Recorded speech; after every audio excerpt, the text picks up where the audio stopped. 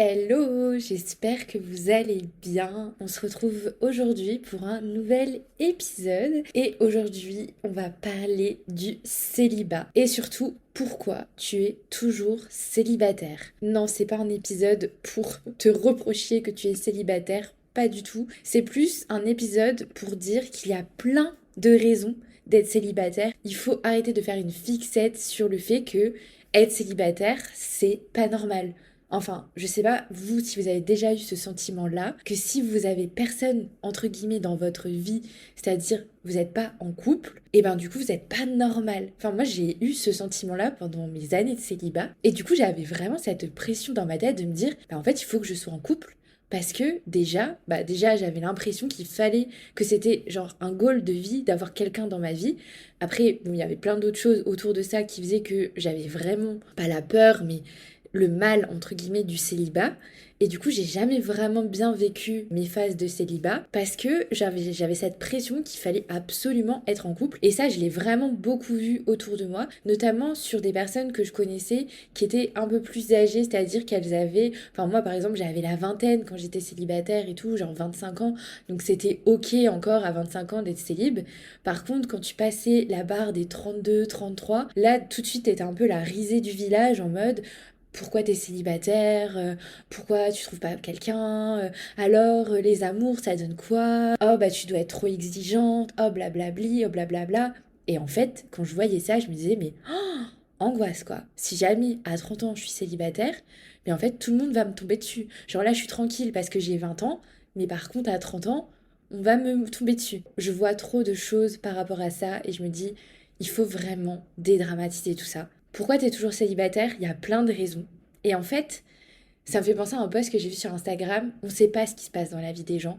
On sait pas qu'est-ce qu'ils vivent, qu'est-ce qu'ils ont vécu, qu'est-ce qui se passe dans leur tête, c'est quoi leur projet, etc. Et du coup, c'est pas parce que pour nous, être célibataire, c'est une catastrophe que pour eux, ça le serait. Et du coup, c'est plutôt un message de vous dire, si toi, aujourd'hui, t'es célibataire, c'est pas du tout grave. Si tu le vis mal, il y a plein de raisons aussi qui font que tu es célibataire. Et peut-être qu'en réfléchissant à toutes ces raisons, eh ben, tu vas peut-être débloquer des choses qui vont te permettre de rencontrer quelqu'un. Et par contre, si tu es célibataire et que tu le vis bien, mais par contre qu'on te met la pression ou que tu commences un peu à te mettre la pression parce que tu vois que autour de toi tout le monde est en couple, etc. Sache aussi qu'il y a plein d'autres raisons qui font que tu as le droit d'être célibataire et que ce n'est pas une tare, que ce n'est pas grave et que c'est pas une mauvaise chose d'être célibataire. Au contraire, parfois c'est très très positif de l'être. Personnellement, j'ai été célibataire pendant à peu près 5 ans, je dirais. C'est assez compliqué de noter parce que pour le coup, moi j'étais quelqu'un qui a beaucoup enchaîné les relations parce que j'avais un peu cette phobie d'être seule. Et d'ailleurs, j'en parlerai un peu de cette peur d'être seule parce que je pense que ça peut concerner pas mal de monde. Mais j'ai quand même eu des périodes où j'étais vraiment célibataire, notamment après ma première rupture, où là, je suis restée célibataire peut-être 2 ans, je dirais. Après ça, ouais, je pense que je suis restée à peu près 2 ans après ma première rupture. Donc, c'est quand même assez long entre guillemets, enfin ça va, 2 ans c'est quand même un temps où j'ai pu me retrouver, me poser des questions, etc. Après ça j'ai eu des périodes de célibat, mais en fait elles étaient rythmées par des micro-relations on va dire, ou des amourettes, etc. Donc voilà, mais en gros, globalement, ma période de célibat, elle a duré 5 ans. Et la dernière fois que je me suis retrouvée célibataire, c'était il y a un peu plus d'1 an maintenant, avant de me mettre en couple avec mon copain. Mais c'était une phase de célibat qui a pas duré très longtemps, on parle de quelques mois. Donc voilà. Mais du coup, ce que je voulais vous dire aujourd'hui, c'est que quand on est célibataire, des fois il y a des périodes où on va avoir envie d'être en couple, des fois on va pas avoir envie d'être en couple. Les deux c'est totalement ok, mais parfois quand on a vraiment envie d'être en couple et que ça fait un moment qu'on est célibataire, on va parfois se poser soi-même cette question de bah, pourquoi je suis toujours célibataire. Ou des fois, c'est les gens qui vont venir nous poser bah, pourquoi t'es toujours célibataire? Pourquoi t'es pas en couple? Pourquoi t'as pas quelqu'un? T'as un problème en fait. Peut-être que t'as un problème, peut-être que nanani. Et en fait, là, on va commencer à se remettre en question. On va remettre même toute sa vie en question, de se dire bah est-ce que il faut que je sois en couple? Est-ce que j'ai quelque chose qui ne va pas? Est-ce que etc. etc. Mais en fait, il faut savoir que le célibat n'est pas quelque chose de négatif. Donc, aujourd'hui, j'ai fait une petite liste de 8 choses qui font que tu es toujours célibataire. Et attention, cette liste n'est absolument pas un reproche. Enfin, vraiment, cet épisode, il est fait pour de la totale bienveillance et surtout pour rassurer les personnes qui sont célibataires et qui le vivent pas très bien, et pour rassurer les personnes qui sont célibataires, qui le vivent bien, mais que c'est leur entourage qui le vit mal pour eux. Ok? Voilà. Donc la première chose, c'est que tu as besoin de te retrouver. Et personnellement, ça, je l'ai vécu, notamment après ma première rupture, où honnêtement, j'étais incapable de m'imaginer rencontrer quelqu'un et de me mettre dans une relation, d'apprendre à connaître la personne, d'apprendre à faire des efforts, etc. J'avais pas du tout envie. La seule chose qui m'importait, c'était de me retrouver et d'apprendre à me retrouver seule. Parce que ça faisait des années que je vivais avec mon partenaire, qu'on avait construit plein de choses ensemble, qu'on avait grandi ensemble. Et du coup, du jour au lendemain, je me suis retrouvée toute seule.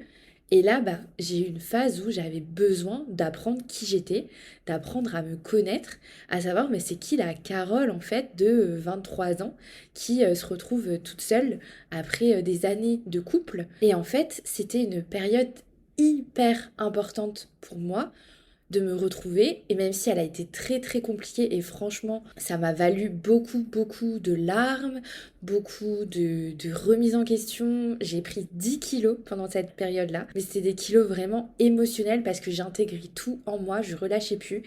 Et du jour où j'ai décidé d'en parler, etc., d'ailleurs je vous en parle dans l'épisode comment se remettre d'une rupture amoureuse, mais du jour où j'ai décidé d'en parler, ces kilos là ils sont partis du jour au lendemain limite.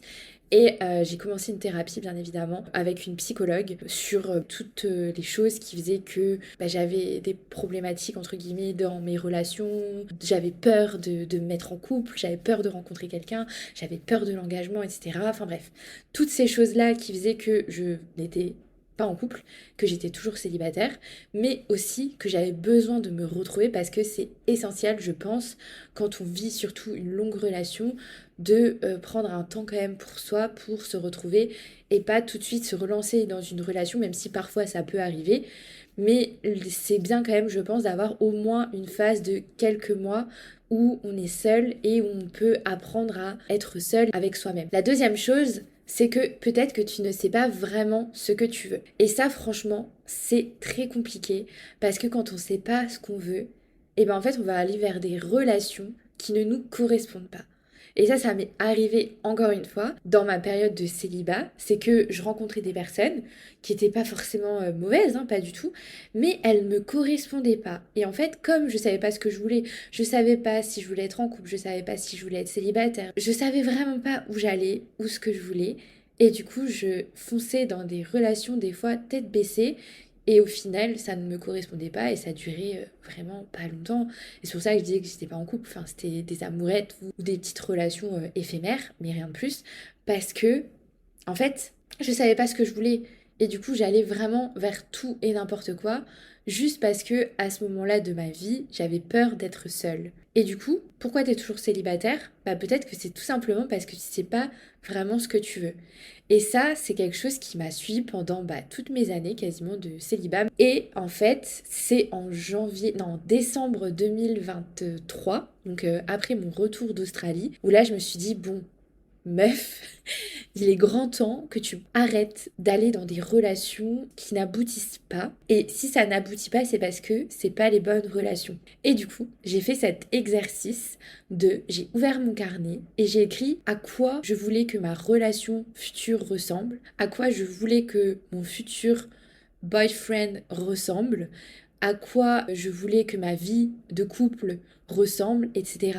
Mais aussi ce que je ne voulais pas, ce que je ne voulais plus et ce que je n'acceptais pas. Et donc j'ai écrit tout un pavé dans mon carnet et je l'ai laissé comme ça et après je suis passée à autre chose, vraiment j'y pensais plus. Mais c'est juste que je savais que j'avais vraiment posé mes intentions entre guillemets de qu'est-ce que je veux vraiment. Et comment j'ai su ce que je voulais, c'était en expérimentant des relations qui ne me correspondaient pas.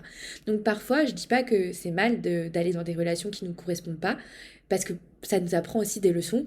Par contre, si déjà dès le départ tu sais ce que tu veux, mais c'est super parce que tu vas pas perdre du temps comme moi par exemple j'ai pu perdre certaines fois dans des relations qui en vrai ne servent entre guillemets à rien autre qu'à perdre ton temps. Et puis parfois tu vas aussi souffrir parce que c'est des relations quand même où tu vas être attaché, etc. Donc forcément ça va te créer quelque chose, de la tristesse, etc. Donc ce que je te recommande c'est de noter dans ton carnet ce que tu veux, ce que tu ne veux pas, un peu comme je te disais dans l'épisode Est-ce que l'herbe est plus verte ailleurs? Pose tes intentions et essaye de vraiment noter tout ce que ta relation future tu veux qu'elle ressemble, ton couple idéal, ton homme idéal aussi. Note tout. Et tu verras que ces intentions-là, elles resteront ancrées dans ta tête inconsciemment. Et ce carnet, je l'ai rouvert avant de partir en Australie. Et j'étais en couple du coup avec mon copain. Et en relisant tout ce que j'ai noté, je me suis dit, waouh, je crois que pour la première fois de ma vie, j'ai une relation qui correspond à mes attentes. Parce que en fait, ça a vraiment coché toutes les cases, à peu près, on va dire, de ce que j'avais noté. Et je me suis dit, bah, en vrai, d'avoir posé mes intentions, ça m'a aidé parce que je savais ce que je voulais et je savais ce que je ne voulais plus. Et après ça, d'ailleurs, c'est la seule fois de ma vie, depuis que j'étais célibataire, enfin que j'ai enchaîné célibat, couple, célibat, amourette, etc. C'était la première fois de ma vie où j'étais célibataire et j'étais OK de rester célib pendant des mois et des mois. Et franchement, dans ma tête, c'était en mode, à partir de maintenant, je ne veux plus être en couple si je sais que la personne, c'est pas quelqu'un de bien. Pour moi, bien évidemment. La troisième chose, c'est que tu n'as pas encore guéri de certaines blessures et traumas. Parfois, on va vivre des situations, des événements dans notre vie, que ce soit en couple ou non d'ailleurs, qui vont nous marquer, qui vont nous blesser, qui vont nous traumatiser. Et en fait, parfois, quand on ne les guérit pas, ça peut créer des schémas en fait répétitifs dans nos relations amoureuses qui vont faire qu'on va pas rencontrer les bonnes personnes. Et du coup, on va toujours aller dans des relations pareilles, comme je disais, qui ne nous correspondent pas. Pas parce qu'on ne sait pas ce qu'on veut, mais parce qu'on a été blessé et du coup, on cherche à peut-être combler quelque chose, on cherche à aller à l'encontre de ce trauma, à montrer qu'on est plus fort que ça, etc. Mais en fait, les blessures, elles sont ancrées en nous et même des blessures qu'on a pu vivre dans notre enfance, ça va nous marquer. Et moi, je sais que quand j'étais petite, j'ai eu cette blessure de l'abandon, pas de mes parents, mais d'une personne qui était proche de moi quand j'étais petite. Et en fait, j'ai eu ce sentiment d'abandon pendant toute ma jeunesse, on va dire. Et c'est ça qui a un peu matrixé mes premières relations. C'est que j'avais vraiment cette peur de l'abandon, donc j'avais un peu une dépendance affective et aussi j'avais tellement peur de l'abandon que j'allais vers des hommes qui n'étaient pas disponibles parce que je savais que dans tous les cas, en fait on pouvait pas être ensemble parce que du coup ils n'étaient pas disponibles, que ce soit émotionnellement ou physiquement entre guillemets. Et du coup ça m'a créé pas mal de choses et pas mal de relations aussi au final qui n'étaient pas faites pour moi parce que j'avais pas guéri de mes blessures. Et comment j'ai réussi à guérir ces blessures et traumas, bah, c'est en allant consulter une psychologue. Et ça, franchement, pour moi, j'ai aucune honte à dire que j'ai vu des psys dans ma vie. J'ai vu des kinésiologues, des psychologues, des sophrologues. Enfin, vraiment, j'ai vu de tout ce qui finit en og. Parce que j'en avais besoin et j'avais beaucoup de choses à guérir. Et aujourd'hui, franchement, je vous le dis, ça fait un peu plus de 5 ans maintenant que j'ai arrêté mes thérapies et je me sens mais tellement mieux, mais tellement plus apaisée. Et aujourd'hui, j'arrive à faire mes autothérapies quand je vais pas bien, alors qu'à l'époque, j'étais incapable de le faire. Donc si vous savez que vous avez des blessures, des traumas, que vous ne les avez pas guéris, franchement, je peux que vous recommander d'aller consulter quelqu'un parce que ça aide énormément. Quatrième chose, tu as des peurs. Bah, comme je le disais un peu précédemment, qui peuvent être liées d'ailleurs à des blessures ou des traumas, parfois on va avoir des peurs comme la peur de l'abandon, la peur de souffrir, la peur de l'engagement. D'ailleurs, j'ai fait un épisode sur la peur de l'engagement si tu ne l'as pas encore écouté et que tu sais que c'est quelque chose qui peut te faire peur, n'hésite surtout pas à aller l'écouter parce que franchement, moi ça a été vraiment une peur que j'ai eue pendant des années et aujourd'hui, bien que je suis en couple, l'engagement me fait quand même peur des fois. C'est quelque chose que je travaille, que j'essaye de relativiser. Moi j'ai besoin de temps pour accepter le changement. L'engagement c'est du changement dans notre vie et du coup il faut l'accepter aussi et parfois on a besoin de plus de temps que d'autres personnes. Et du coup, ça, c'est vraiment quelque chose que j'ai travaillé au fur et à mesure de ma vie. Et du coup, peut-être que toi, tu as aussi des peurs, donc l'abandon, la peur de souffrir, la peur de l'engagement. Et n'hésite pas surtout à lire un livre qui s'appelle Les 5 blessures de l'âme. Et franchement, ça peut vraiment t'aider, je pense, à conscientiser un peu peut-être des peurs que tu as. J'ai aussi un épisode avec Astrid de Mission Bonheur qui est Coach Love, dans lequel on parle des blocages inconscients qui nous empêchent d'être vraiment heureux en amour. Et cet épisode, il est vraiment hyper intéressant parce qu'elle aborde aussi tout ce qui est des peurs, comme l'engagement, l'abandon, etc.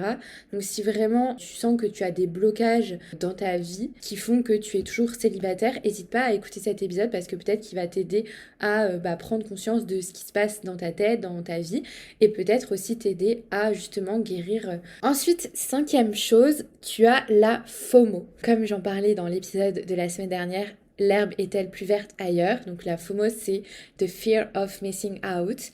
Et du coup, c'est la peur de manquer quelqu'un.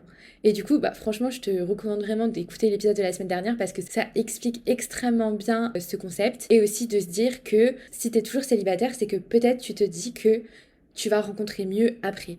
Et en fait, du coup, au lieu de chercher à connaître quelqu'un, à chercher à creuser, à savoir plus sur cette personne, etc., peut-être que tu vas tout simplement te dire, en fait, j'ai mieux qui va arriver, ou peut-être que je vais manquer quelqu'un de mieux, etc. Et du coup, dans cet état d'esprit-là, forcément, c'est compliqué de se poser dans une relation parce que tu vas toujours être à l'affût de dire, ah mais et si je rencontre quelqu'un de mieux, je vais louper quelque chose, donc en fait... pourquoi je me mettrais en couple? Donc vraiment, je te recommande d'écouter cet épisode parce que franchement, je pense qu'il va pouvoir t'aider à prendre conscience si tu as cette peur-là de manquer quelqu'un, de manquer quelque chose, etc. Ensuite, pourquoi tu es toujours célibataire? Le numéro 6, c'est que tu répètes toujours les mêmes schémas et que du coup, pareil, tu te retrouves dans des situations, dans des relations qui ne te correspondent pas, ou en tout cas qui ne te rendent pas heureux ou heureuse. Et du coup, si tu répètes toujours les mêmes schémas, c'est-à-dire si par exemple, toi tu es toujours dans des relations où les personnes ont des traumas, peut-être que tu as ce syndrome de tu veux guérir quelqu'un.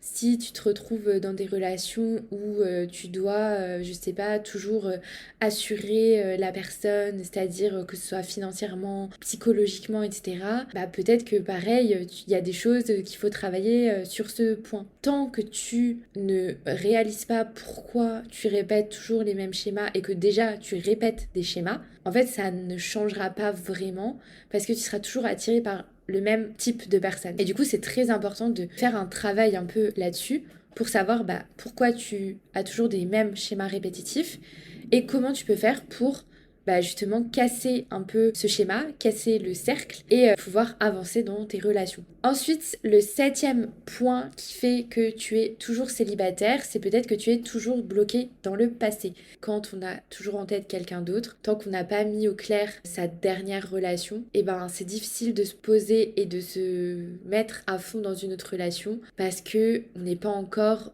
dans le présent, mais on est encore dans le passé. Et ça, c'est vraiment quelque chose qui est hyper important, encore une fois, à guérir, entre guillemets. C'est que avant de se mettre dans une relation, il faut être certain, entre guillemets, même si des fois ça nous arrive, ça nous tombe dessus, et même si on n'a pas trop guéri, même si on n'est pas encore trop passé à autre chose, on rencontre quelqu'un qui va nous faire oublier la personne. Mais je pense que c'est quand même important de guérir son histoire passée avant de se mettre dans une autre relation. Parce qu'à un moment donné, ça ressortira, quoi qu'il arrive. Et du coup, le fait d'être bloqué dans le passé, ça fait qu'on a du mal à se mettre vraiment dans notre relation. Et enfin, la dernière chose, c'est que tout simplement, si tu es toujours célibataire, c'est que tout simplement, tu n'as pas envie d'être en couple. Il y a des personnes qui sont très bien seules, qui vivent très bien leur célibat. Et d'ailleurs, je trouve, en fait, je crois que c'est le terme célibataire qui n'est pas très positif, en fait. Je pense qu'on devrait trouver un autre mot au terme célibataire. Genre parce que je trouve qu'on relie trop le truc de célibat à t'es seul. Alors que pas du tout. Enfin, c'est pas parce que t'es célibataire que déjà t'es seul, t'es entouré, t'as ta famille, t'as tes amis. Parfois on est même beaucoup plus seul en couple que célibataire parce que des fois dans notre relation de couple on va se sentir très seul et moi ça m'est déjà arrivé de me sentir très seule dans une relation alors que célibataire je me sentais mais tellement entourée. Et bien évidemment, quand j'étais en couple, j'avais toujours mon entourage. Mais c'est pas pareil, je veux dire que dans ma relation, je me sentais seule, je me sentais pas épanouie. Alors que quand j'étais célibataire, franchement, je me posais pas de questions parce que j'avais personne dans ma vie, entre guillemets, de couple. Je me sentais beaucoup plus libre, je me sentais beaucoup plus libérée et franchement, c'est arrivé plusieurs fois où quand j'étais dans mes phases de célibat, les gens me disaient waouh, tu rayonnes, etc. Parce que en fait, je me sentais tellement, mais tellement libre, alors que parfois en couple, je me sentais oppressée, je me sentais pas à ma place et je me sentais pas moi-même en fait. Et ça, c'est très, très important de le conscientiser aussi parce que ne pas être soi-même dans sa relation, c'est pas normal en fait. Et c'est pas normal aussi de rayonner plus quand t'es célibataire que quand t'es en couple. Normalement, tu dois rayonner de la même façon. Enfin, en tout cas, tu dois être toujours rayonnante parce que tu sois en couple, ton couple est censé t'apporter encore plus de joie dans ta vie. Et le fait d'être célibataire, bah, t'as pas besoin forcément d'être avec quelqu'un pour être heureuse. Et c'est ça aussi qu'il faut conscientiser, c'est que tu peux être très heureuse toute seule. Et ça, moi, j'ai mis du temps à m'en rendre compte que je pouvais être heureuse seule, entre guillemets, c'est-à-dire pas en couple, parce que bah, j'ai été en couple pendant des années, surtout bah, mes débuts de fin d'adolescence, début de vie adulte, donc forcément, c'est la période où je me suis construite, et du coup, je me suis construite comme si j'étais un couple, alors qu'au final, j'étais aussi moi-même, j'étais une personne à part entière. Et du coup, c'est vrai que après ma première rupture, il y a énormément de gens qui m'ont dit waouh, Carole, tu rayonnes, etc. Bon, après, je peux vous dire qu'il y a eu une redescente où je rayonnais pas du tout. Mais ça m'a appris aussi à reprendre confiance en moi, à reprendre goût à ma vie de personne seule, enfin surtout à prendre goût tout simplement parce que j'avais jamais vraiment vécu, et à apprendre à être heureuse avec moi-même. Et du coup, il y a des gens qui n'ont pas envie d'être en couple. Et franchement, il y a eu des périodes dans ma vie, bah, notamment avant de rencontrer mon copain, où j'étais en mode, mais c'est mort, je ne veux plus être en couple, je veux être seule. Bon, au final, c'est vraiment quand j'ai dit je veux être seule que mon copain et moi, on a commencé à se mettre ensemble. À ce moment-là, c'était vraiment le cadet de mes priorités d'être en couple. Bon, au final, la vie a fait que, et j'en suis très contente d'ailleurs aujourd'hui, mais c'est vrai qu'il y a des moments où on n'a pas envie d'être en couple, et c'est ok. Et du coup, bah, pourquoi tu es toujours célibataire? Bah, tout simplement parce que c'est ton choix et que tu as décidé de l'être. Et c'est hyper positif parce que ça veut dire que tu es super bien dans ta vie et que tu n'as pas besoin de quelqu'un pour être heureux. Et ça, franchement, pour moi, c'est la base. Je finirai cet épisode en te faisant une petite liste aussi des trucs à ne surtout pas te dire ou faire. Si, par exemple, quelqu'un te demande pourquoi tu es toujours célibataire ou si toi, tu te demandes pourquoi tu es toujours célibataire, de un, ne te dis pas que tu es trop exigeant ou exigeante. Franchement, moi quand j'avais fait ma liste des choses que je voulais dans ma relation, que je voulais dans mon futur boyfriend, etc., à aucun moment je me suis dit je suis trop exigeante, je me suis dit mais à un moment donné, justement, il faut être exigeante, il faut savoir ce qu'on veut. Et si la personne, je vais pas baisser entre guillemets mes critères juste pour être en couple en fait, pas du tout.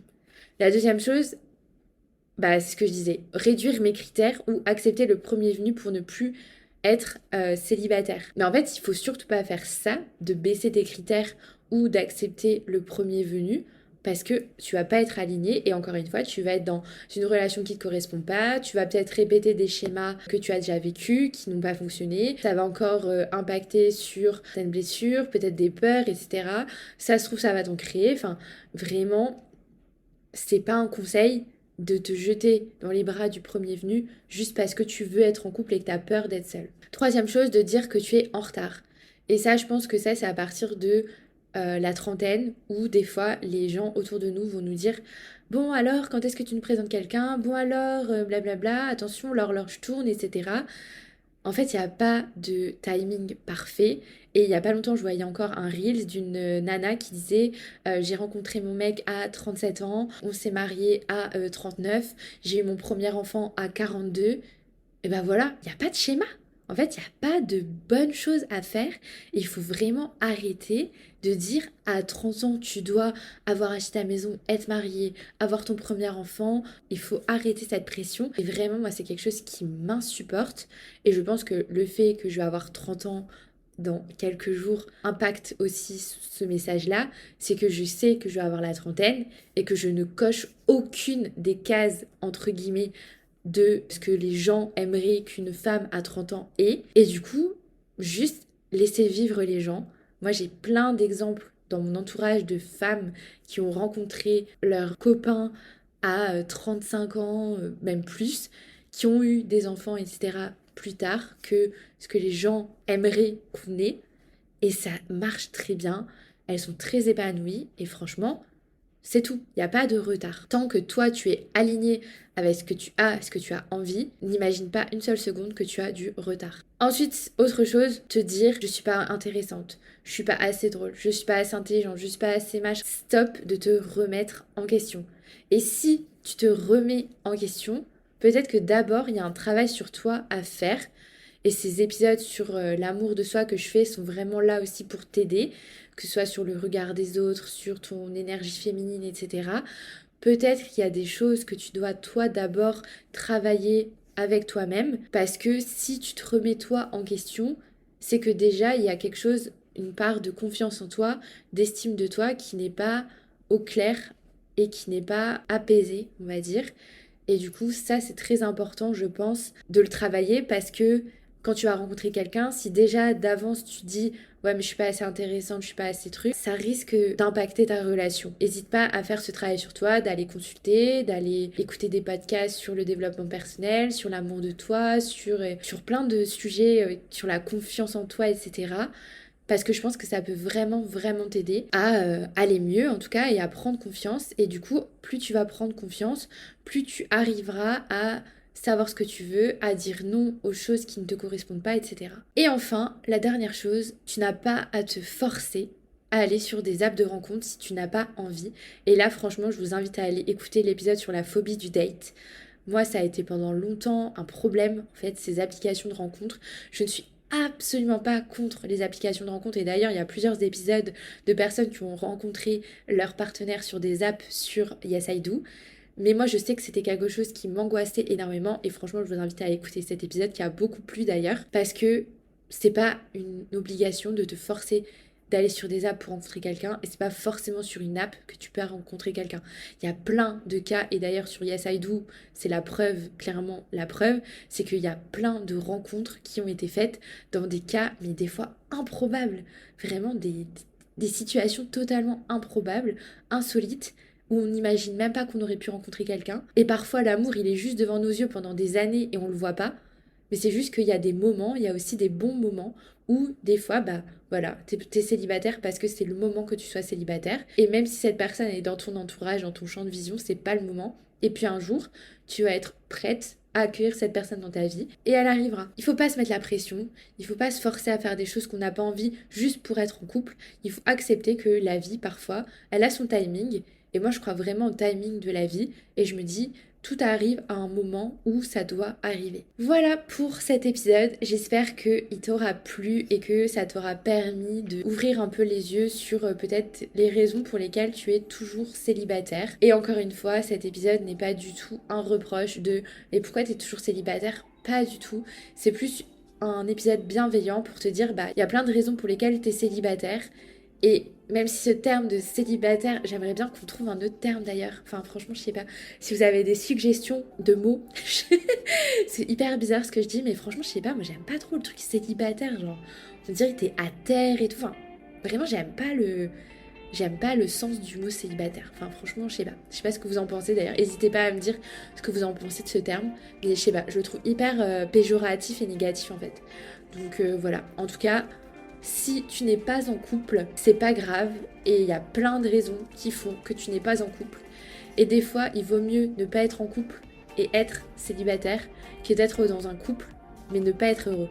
Et franchement, ça, moi des fois, je vois des gens qui sont dans des relations et vraiment ça me rend trop triste parce que je le vois, qui sont pas heureux, qui sont en train de forcer quelque chose qui ne leur correspond pas.